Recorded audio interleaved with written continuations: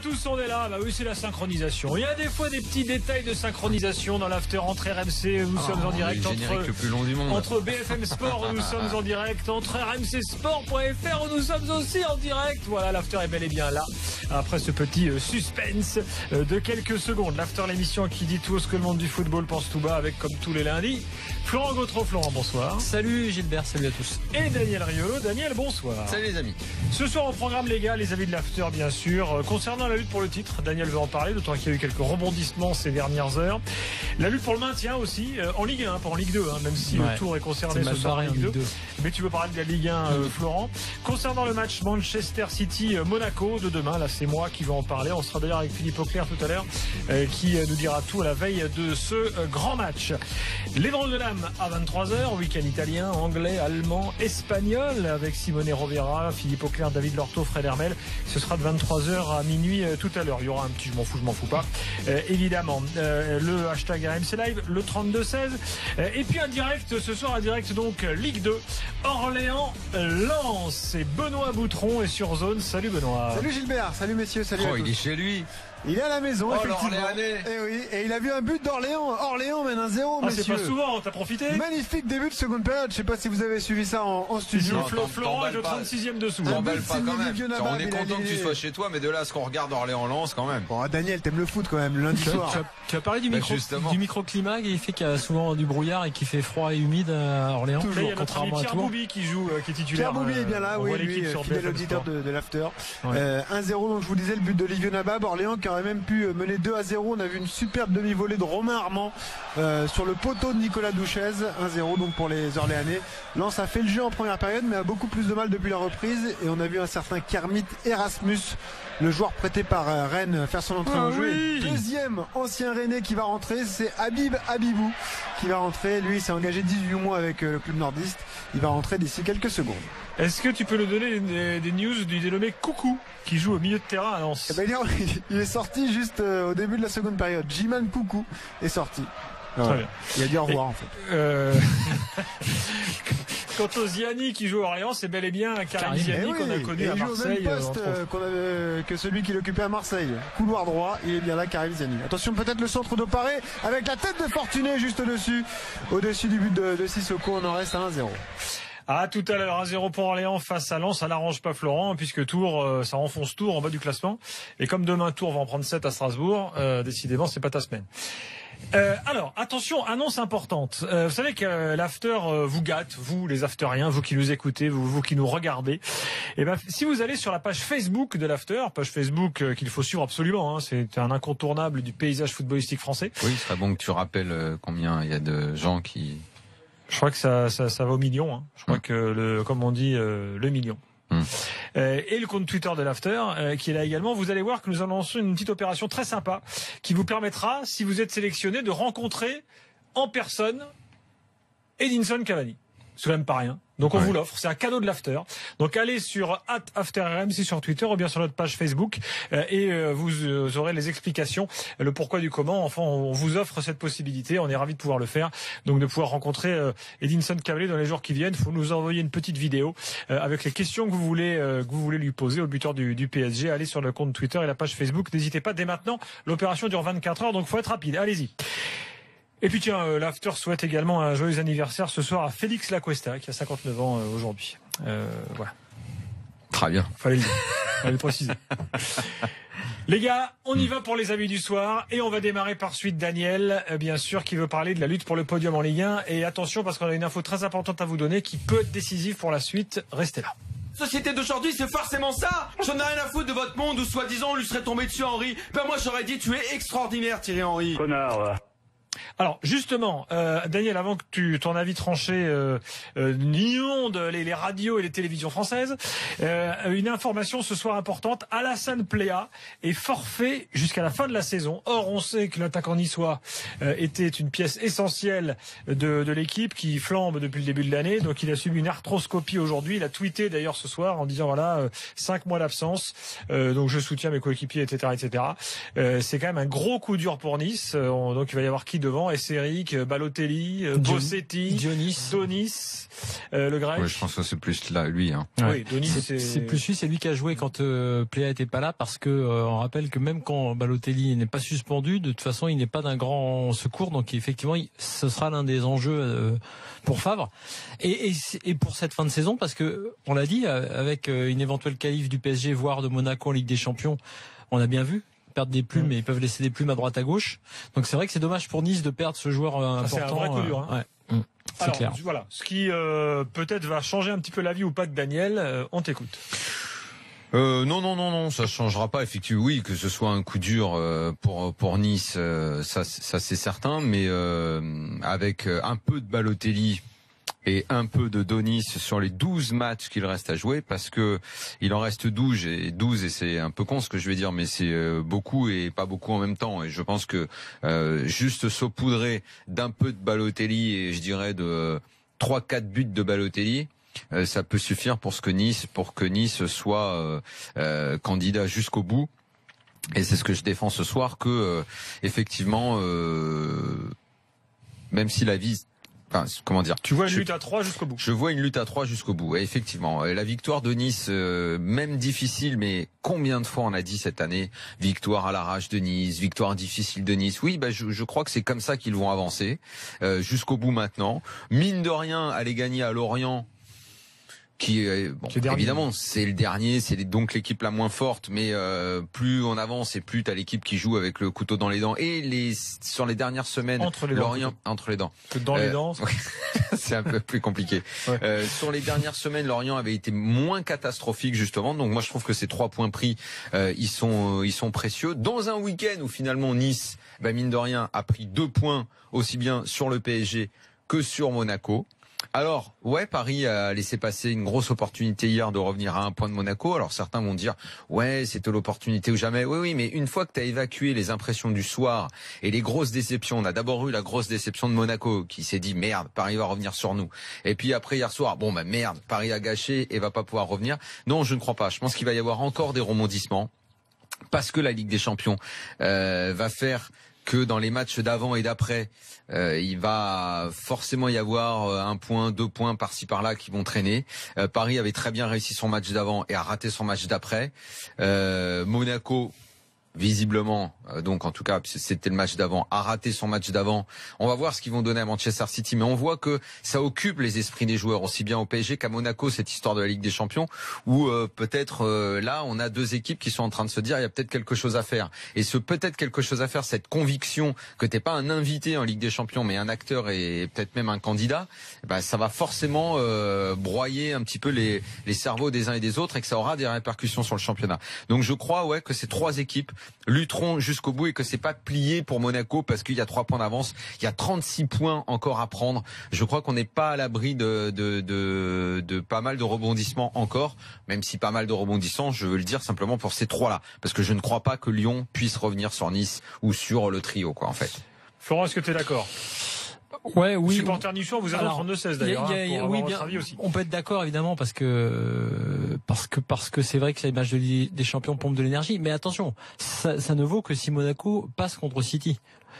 Quelque part, parce que après à Monaco, délesté de la Ligue des Champions, pour le coup, là je les vois difficilement arrêtables. Et si Paris passe, conjugué à la qualif de Paris, parce que Paris je les considère qualifiés. Je fais peut-être une erreur, alors que Monaco ne l'est pas encore. Pas du tout même. Là je suis d'accord pour ce bémol qui effectivement est essentiel.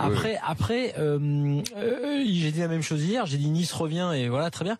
Mais tu vois, l'histoire Pléa, c'est pas que l'histoire Pléa, c'est l'histoire de cette année 2017 où Nice est vraiment moins convaincant. C'est-à-dire que la victoire contre Lorient, c'est pas la même. Ils avancent. Non, je suis d'accord, mais c'est pas la même que celle qui était difficile dans la première partie de saison. C'est-à-dire, dans la première partie de saison, les autres équipes avaient des occasions. Et Favre disait à juste titre, on aurait pu faire match nul. Mais dans le jeu, Nice était vraiment beau à voir, meilleur, plus séduisant. D'ailleurs, souvent sans Balotelli au tout début, le temps qu'ils se remettent. Mais pas seulement.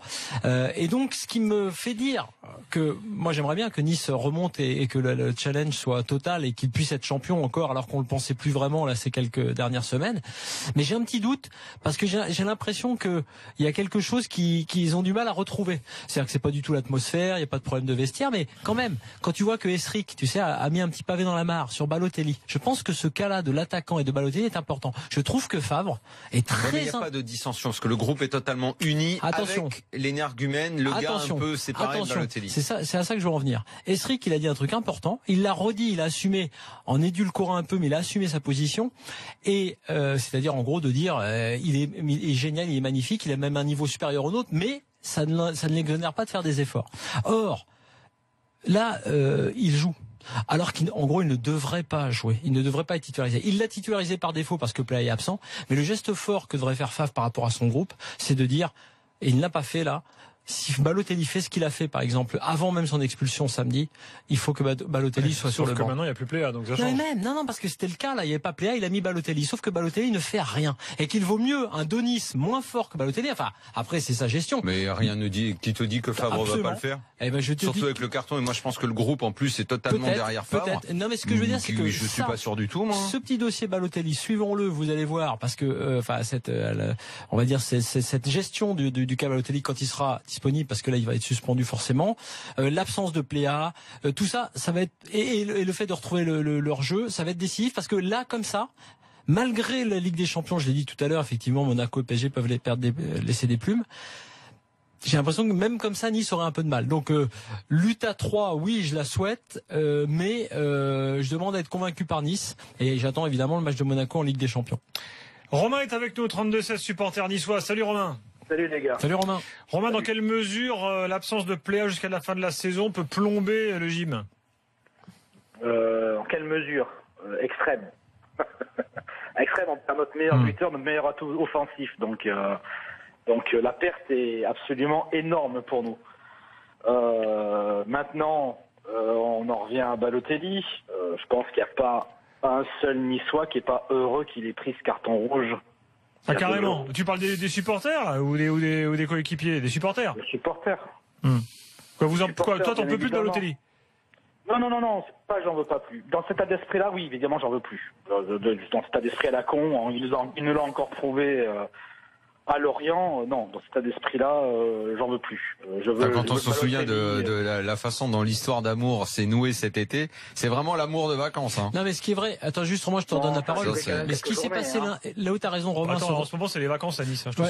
Juste sur samedi, c'est que Balotelli au début de la saison, il y avait un petit côté, on lui laisse du temps, c'est normal, il a pas joué depuis un moment, tu sais, il n'est pas en condition, donc d'accord, ok. Et tu sais, te rappelles, il jouait pas tous les matchs, il s'entraînait pendant ce temps-là, voilà. Mais là maintenant, les supporters ont raison, ils disent non mais c'est bon, maintenant la période elle est largement passée, ça veut dire qu'en gros, il a décidé de ne pas en gros saisir sa chance à demain, parce que quelque part pour lui aussi c'est une chance de pouvoir marquer, briller, de faire des gros matchs et tout. Il a dit ok, non, je continue à faire ce truc là. Oui, parce je joue quand j'ai envie de jouer. Je crois que là tu te trompes quand tu dis tu crois qu'il y a quelque part quelque chose de conscient chez lui. Je sais pas, mais en tout cas chez les gens. Non, mais la façon dont tu le dis, on a l'impression qu'il a décidé, mais en fait il est comme ça. Ouais, mais enfin il est naturellement comme ça, et c'est ça le vrai problème. Mancini, par exemple, interview de Mancini, genre au mois de octobre-novembre, il le voit arriver à Nice, il dit écoutez, je le connais par cœur, mais je ne désespère pas de le voir prendre conscience le travail, en fait, le machin, les bidules. Favre lui dit dès les premiers matchs, attention le replacement, le machin, au moins le replacement, le truc, t'es entre les lignes, même pas le pressing et tout, il le fait pas. Et là, il se fait expulser. Bon, on sait comment. Bref, Romain, moi je te suis parce que sur ce match-là, c'était important. Et tu sais que ce match-là, ça aurait pu mal tourner pour Nice, alors que ce week-end-là était justement important, puisque les deux autres ont perdu des points. Ce match-là, on doit jamais le gagner. Hein. Jamais de la vie, on doit le gagner. Mais le match nul, même c'était gentil. Donc, pour te dire. Maintenant, écoute, Plea out, Balotelli, écoute, moi, très franchement, je pense que là, il va prendre au moins 2 ou 3 matchs. Donc, non, quand même pas, il va prendre un match, là. Ouais. Carton rouge direct, il est suspendu. Il a déjà pris un cette saison, hein. Il a le casier rentre en ligne de compte. La commission peut dire c'est le deuxième de la saison. Il y en a qui est annulé. Pour la forme, monte. Non mais attendez, c'est peut-être celui-là qui a été annulé. Ouais. Moi, mon avis, c'est un vrai coup dur. J'en suis conscient. Au Pléa, c'était un pion essentiel. Mais je veux croire que sur les 12 matchs qui restent, Nice est en mesure de continuer à batailler jusqu'au bout dans ce championnat, avec possibilité d'amélioration dans le jeu, avec un Donis qui peut se révéler. On va pas lui demander d'en mettre 10. On va pas lui demander d'en mettre 10. Avec un Le Bihan qui revient aussi. Le Bihan. Le Bihan, il dit pas qu'il revient, c'est qu'il vient. Non, mais il joue en réserve, le Bihan. Il ronge son frein parce que pour certains, Donis, il faut relancer et le Bihan et Donis parce que Donis, ça n'a pas été non plus exceptionnel. Je rappelle juste quand même une chose, Romain. Le calendrier de Nice est plutôt tranquillou, sauf que sur les 4 dernières journées, il y a réception du PSG, déplacement à l'OM et déplacement à Lyon. Voilà. Et entre il y a Toulouse, je crois, non, qui vient se mettre. Angers. Réception d'Angers en dernière journée. Écoute, il faudra arriver avec le maximum de points. Très franchement, mon état d'esprit. S'ils arrêtent la course au titre à la 37e ou à la 36e, ils seront allés jusqu'au bout, batailler, quoi. C'est ça que je veux dire, moi. Je te dis pas, ils vont être champions. Je te dis, ils vont rester. Ça va rester une équipe à surveiller de près jusqu'au bout dans ce championnat. Dans l'absolu, ils ont intérêt à être deuxième parce qu'ils seront pas tête de série de tour préliminaire de Ligue des Champions. Ça c'est autre chose encore. Ça c'est autre chose encore. Et dans cette réflexion là de cette bataille à 3, il y a une équipe qui va également devoir se méfier. D'abord, on ne sait pas si Monaco va passer contre City. On n'a même pas eu le match aller, mais on a eu le match aller du PSG, qui est quand même plutôt un très bon score qui nous laisse envisager, sans trop frimer, qu'ils vont se retrouver en quart de finale. Ça peut être l'année où le PSG va plus loin que d'habitude en Ligue des Champions. Il va falloir qu'il se méfie, qu'il fasse très attention au championnat, parce que quand je dis que Nice va être un sérieux candidat jusqu'au bout, ça, je dis pas à la première, c'est-à-dire dans le podium. Ça peut être une équipe qui peut chipper une éventuelle deuxième place à un PSG qui, tête occupée par la Ligue des Champions, terminerait 3e, ce qui serait déjà un sacré événement. Ce championnat qu'on aime tous cette année, moi je dis qu'il n'est pas à l'abri de nous réserver pas mal de surprises. Et c'est pour ça qu'il est très intéressant. Permettez-moi d'être fou 5 minutes, voire même 10 secondes, plutôt. Imaginons que le PSG ou Monaco gagne la Ligue des Champions. Ça veut dire que le 4e irait en Ligue des Champions? Je sais pas, c'est une question que je pose. Je ne connais pas la réponse. Là, tu demandes. C'est toi normalement spécialiste du règlement. On va se renseigner. Ça me, je sais pas. Pendant qu'on en discutait là. Et on est d'accord qu'en point de règlement également, si les deux passent en 8e, c'est tirage intégral là. Oui, ils peuvent se rencontrer. Monaco PSG. Comme on avait eu en 2010, le Lyon-Bordeaux en quart. Puisque Lyon avait été éliminé en demi par le Bayern. Je vous fais un scénario. Voilà. On est dans la grande folie du soir. Attention, grande folie du soir. Le PSG ou Monaco gagne la Ligue des Champions. L'un des deux est champion, Nice est 3e. Moi je pensais que dans la folie t'allais annoncer la finale. La finale PSG-Monaco. Là dans la folie je t'annonce autre chose. Lyon gagne la Ligue Europa. Ligue Europa qualificative pour la Ligue des Champions. Toulouse en Ligue Europa. Derrière t'as Bordeaux 5e. Les mecs ils jouent le tour préliminaire de Ligue des Champions. Ça vous plaît ça, non? C'est pas mal, écoute. Moi je dis que Coupe de la Ligue. Bordeaux 5e, ça peut être Marseille. 1er avril. Ça peut être Saint-Etienne. 1er avril, finale PSG Monaco n'est qu'une préparatoire à la grande finale de Ligue des Champions PSG Monaco. Romain, on s'enflamme, excuse-nous, mais j'ai pas pu m'empêcher. Visiblement, il n'y aura pas de club en plus. Il n'y a pas de club en plus? Non. Si tu gagnes la Ligue des Champions, il n'y a pas de club en plus. Alors que si tu gagnes l'Europa League, tu as un club en plus. Non, mais deux clubs en plus en Ligue des Champions. En Ligue des Champions, rappelle-toi la jurisprudence Liverpool. Il y avait une histoire avec Liverpool qui gagne la Ligue des Champions et qui n'est pas dans les qualifiés en championnat et qui la joue quand même l'année d'après. Faut vérifier. Oui, il la joue en tant que tenant du titre. Oui, c'est ce que je te dis, moi. Et ben donc, en quoi si le PSG mais le PSG devrait terminer 4e. S'il termine 4e de Ligue 1.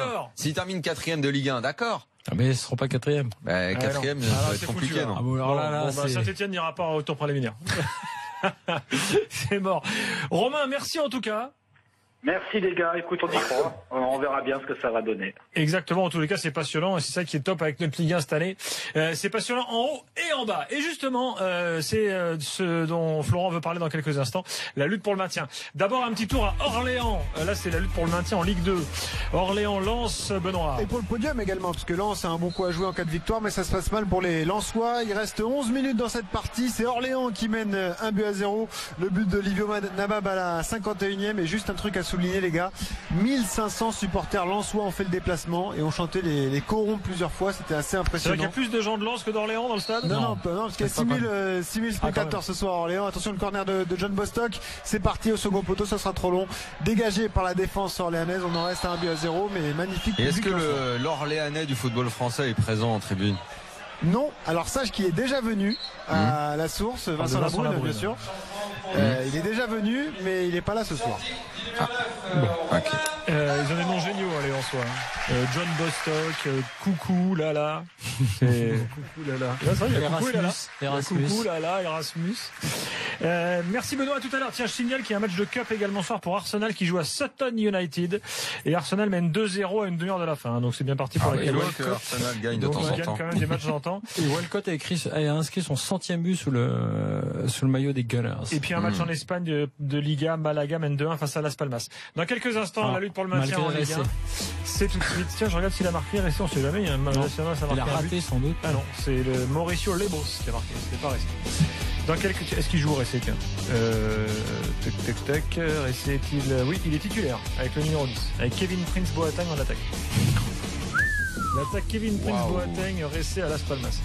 Dans quelques instants donc, la lutte pour le maintien. La boîte de nuit de Las Palmas. Voilà un mec qui aurait pu être un grand joueur, Kevin Prince Boateng, s'il n'avait pas eu la tête un peu trop souvent à l'envers. Il y avait des sacrées possibilités quand même.